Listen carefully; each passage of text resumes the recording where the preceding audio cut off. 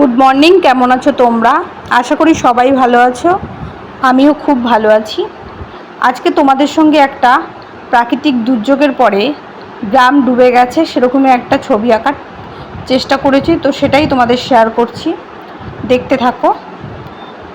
তো এখানে নারকেল গাছ দুটো আঁকার চেষ্টা করেছি, আর এখানে দেখো একটা নারকেল গাছ ঝড়ে ভেঙে গেছে সেরকমই করেছি। তো নারকেল গাছের পাতা আঁকাটা তোমাদের একটু দেখাচ্ছি, ভালো করে দেখো।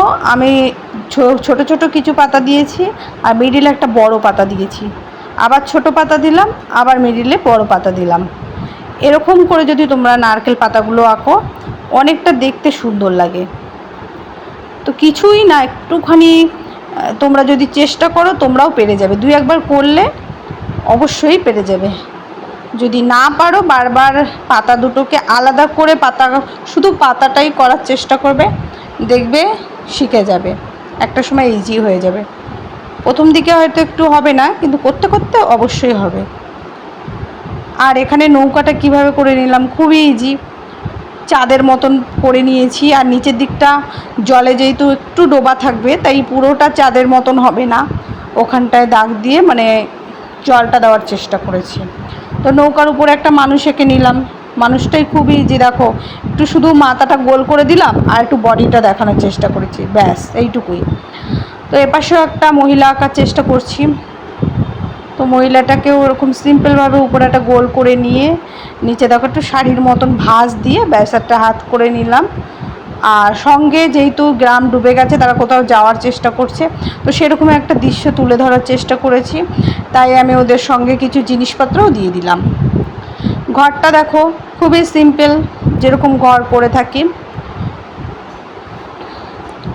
ঘরটা পুরোটাই ডুবে গেছে, শুধু চালটুকু দেখা যাচ্ছে, এরকমভাবে করব। দূরেও ঘর করে নিচ্ছি দুটো, ওই সেম ডুবে গেছে পুরোপুরি, একটু চাল দেখা যাচ্ছে এরকমভাবে। এবার ঘরের উপরে আমি একটা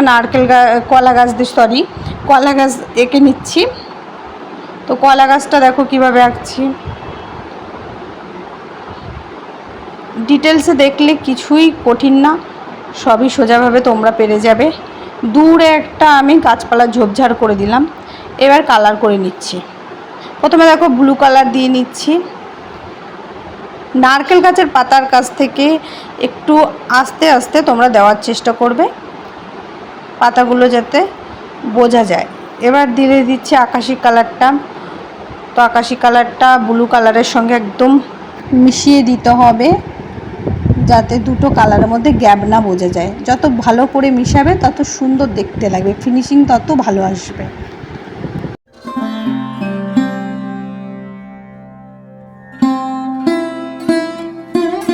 এবার সাদা কালার দিয়ে নিচের দিকটা হাইলাইট করার চেষ্টা করছি।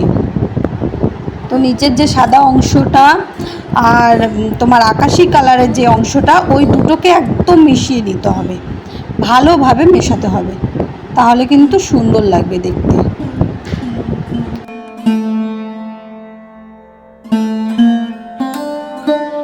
এবার হালকা সবুজ কালারটা নারকেল পাতায় দিচ্ছি।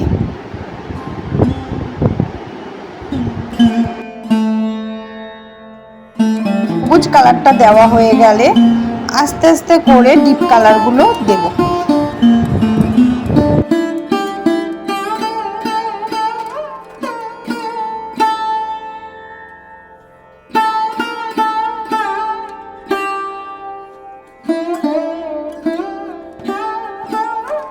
এবার ডিপ সবুজ কালারটা দিয়ে পাতাগুলোকে বোঝানোর চেষ্টা করছি।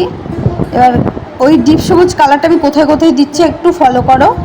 দেখো, আমি পাতাগুলোর মানে একদম আগায় আগায় দিচ্ছি, মিডিলটায় কিন্তু দিচ্ছি না।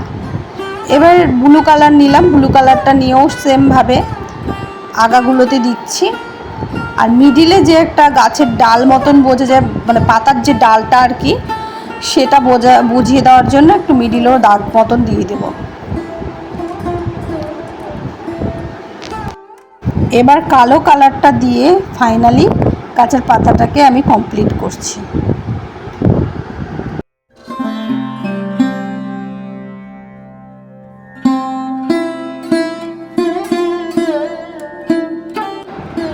এবার গাছটাকে করে নিচ্ছি। প্রথমে কালো কালার দিয়ে তার উপরে ব্রাউন কালার দিলাম, এবার তার উপরে একটা হালকা কালার দিয়ে গাছটাকে কমপ্লিট করলাম। তো গাছের গায়ে, নারকেল গাছের গায়ে দাগ দাগ দিতে হবে, কারণ এরকম দেখবে নারকেল গাছের গায়ে এরকম দাগ দাগ থাকে। আমি যেভাবে দিচ্ছি এইভাবেই দেবে। তো সেমভাবে আমি এই গাছটার যেভাবে ওই প্রথম গাছটা আমি করলাম, তো সেই একইভাবে দ্বিতীয় গাছটাও আমি করে নিচ্ছি।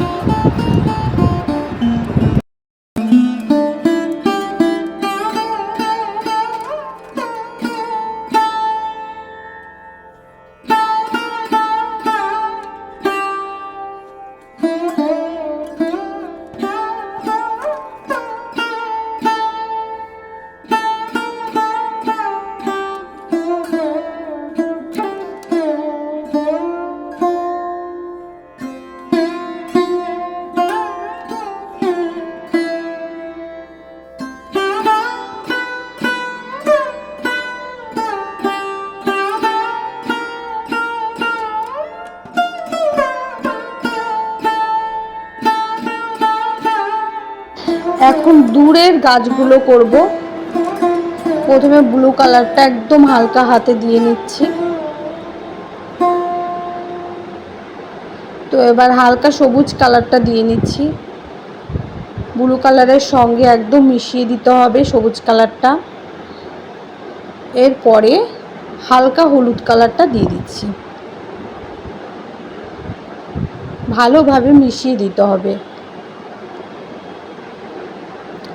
এবার ঘরটা রং করব।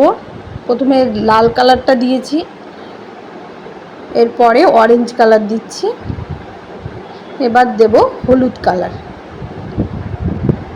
আর একটা জিনিস তোমরা সব সময় মাথায় রাখবে, যখনই কোনো ছবি তোমরা রং করবে অবশ্যই আলো ছায়ার ব্যাপারটা রাখবে, তাহলে ছবিটা অনেকটা রিয়েলিস্টিক দেখতে লাগে। এবার দেখো আমি কলা গাছটা কালার করে নিচ্ছি।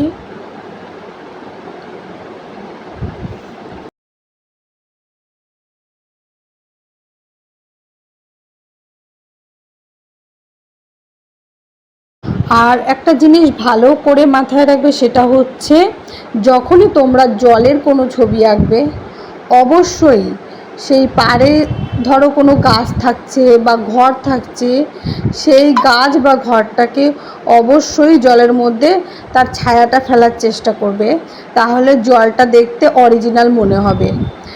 আমি দেখো ঘরেরও ছায়াটা ফেলেছি, আর ওই জঙ্গলটা পেছনে যে দূরের জঙ্গলটা তারও আমি ছায়াটা নদীর মধ্যে ফেলেছি।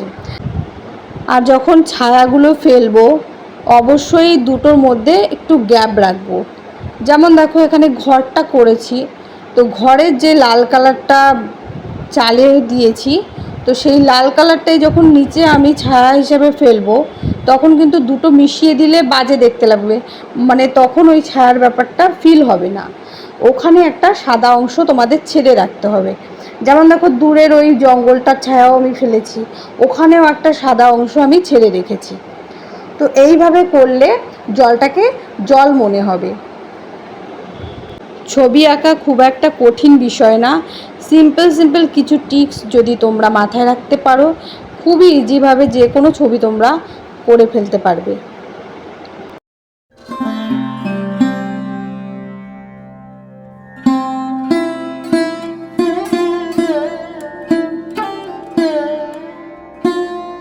এখানে সেমভাবে দেখো ঘরের ছায়াগুলো আমি জলের মধ্যে ফেলছি। তো প্রত্যেকটা জিনিসই যেগুলো জলের কাছে থাকবে অবশ্যই সেই জিনিসগুলো ছায়া জলের মধ্যে ফেলতে হবে, তবেই কিন্তু আসল সৌন্দর্যটা ফুটে উঠবে। তো এই চালটাও করে নিলাম। এবার যে মানে ঘরের দেয়ালটা সেটারও কালার করে নিচ্ছি।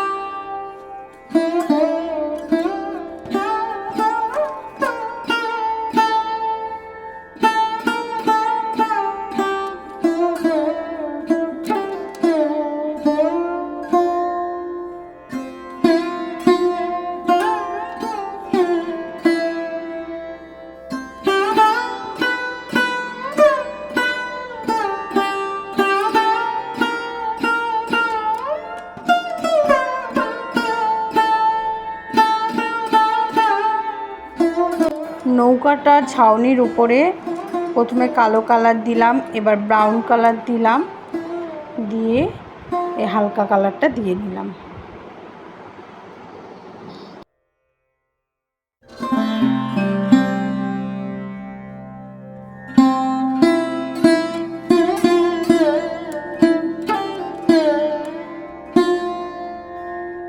এবার নৌকার কালারটা করছি, প্রথমে ব্রাউন কালার দিয়ে এবার ব্ল্যাক কালারটা দিলাম।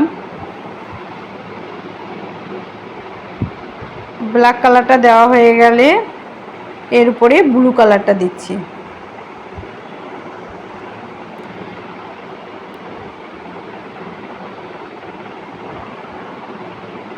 এবার সাদা কালারটা দিয়ে একেবারে মিশিয়ে নিচ্ছি। এবার নৌকাটার ছায়া আমি জলের মধ্যে দিচ্ছি, সেম কালারটাই দিতে হবে। আর জলে যখন কালার করবে তোমরা অবশ্যই জলে আড়াআড়িভাবে কালারটা করবে। এখানে কলা গাছের ছায়াটাও দিলাম। এবার দেখো জলের মধ্যে কিন্তু একদম অল্প জায়গায় আমার রং করার মতন বাকি আছে, ম্যাক্সিমাম জায়গাটাই আমার ছায়া পড়ে পড়ে ভর্তি হয়ে গেছে, তাহলে আমার এদিকে খাটনিটাও কিন্তু কম হয়ে গেল। তো এবার জলের মধ্যে যে বাকি অংশটা আছে সেখানে দেখো প্রথমে ব্লু কালারটা দেব। ব্লু কালারটা দেওয়া হয়ে গেলে তার উপরে আকাশি কালারটা দেব। তো আমি যেভাবে দিচ্ছি সেভাবেই দেবে।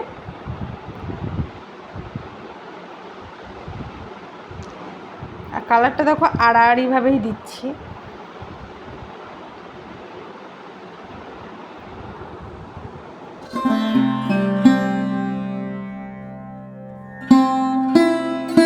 এবার আকাশি কালারটা করে নিচ্ছি।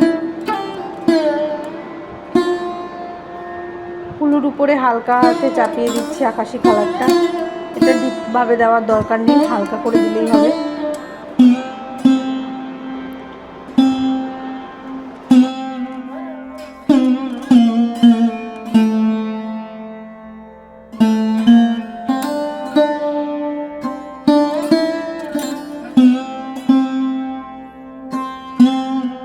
এবার সাদা কালারটা দিয়ে লম্বা লম্বা করে এরকম টেনে টেনে যে ছায়াগুলো ফেলেছিলাম ওই ছায়ার উপরেও কিন্তু এই সাদা কালারটা দিয়ে টেনে টেনে দিতে হবে, তাহলে ওটা একটু লাইট হয়ে যাবে আর তোমার যেটা অরিজিনাল সেটা কিন্তু ডিপভাবে বোঝা যাবে। তো ছায়াটাকে ছায়া মনে হবে আর অরিজিনালটাকে অরিজিনাল মনে হবে।